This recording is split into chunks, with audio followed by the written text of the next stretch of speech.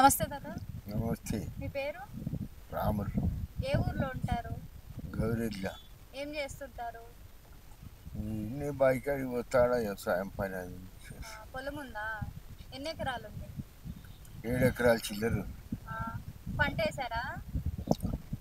పంట వేస్తాం, అదో ఇదో పుట్టి కూర అది ఇది వేస్తాం, దిల్లి పెట్టాం. ఇప్పుడు ఇంకా ఏ పంట వేసారు? పచ్చిగడ్డి ఉంది.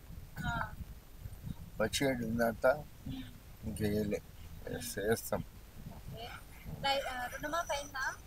రుణమాఫీ దోమపాటి లోన్ లోన్ నేను తీసుకోలేదు. ఓకే. రైతు భరోసా డబ్బులు పడినాయా?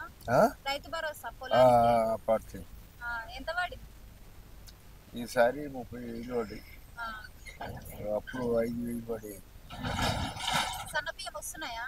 వస్తున్నాయి. ఎలా ఉన్నాయి అవి? మంచిగానే ఉన్నాయి, తింటున్నాం. రేవంత్ రెడ్డి పరిపాలన ఎట్లుంది? రేవంత్ రెడ్డి పరిపాలన మంచిగానే ఉంది.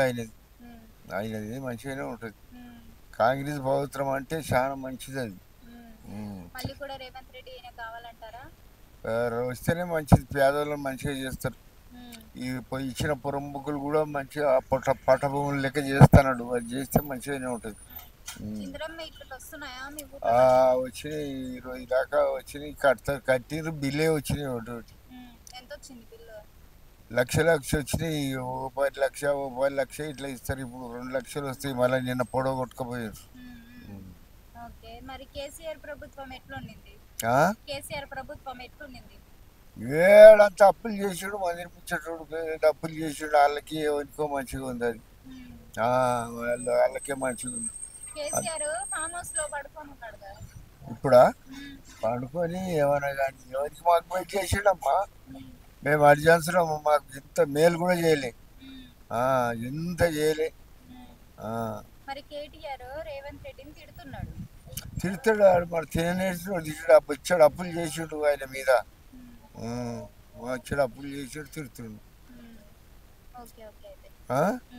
వచ్చాడు అప్పులు ఇప్పుడు 80 కోట్లు ఇట్లా చేసాడు, తిడతాడు. తిట్టకుంటే ఏం చేస్తాడు?